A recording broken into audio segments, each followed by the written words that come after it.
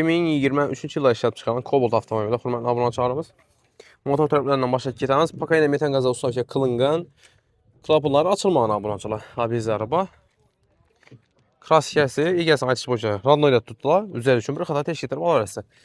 4 dənə yumşaq balonları espero qoyulğan hörmətli abunəçilərimiz. Maşın hədəşə təyar.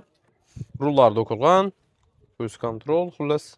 Salon xalatlarım akuratlı bol tutdu maşını. Politlər təsalğan bəndə 80.200 probek. Salon xalatları akuratlı.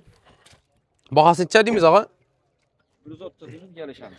narxı hörmətli abunəçilərimiz 2023-cü il 130 milyon son bət tutdular. Yenə üstünə sol aşpasazda boladı olasa. Şunda probeklə kraskəsindən cavab mı? 100% cevap. Teşkil edib 2 saniyə verədi. Teşhitler kimleri aradı? Neyinə maşını var? Havattan mı? Üzərimizdə yenə şavatdan xulaq alasan maşın. Narxı 130 milyon son, üstündə kəmin var. Variantlardan heç variant haberəs. Kredit, Variant. barter. Yaklaşa öğrendim zaman. Oldu. Telefon nömeriz 99 737 79 97 hörmətli abunəçilər. Uşbu nömrələ əlaqə çıxıb, xuda xalqasa bemal soda açmasınız boladı. 130 milyon son kəmin var. Əlaqə çıxar əslə.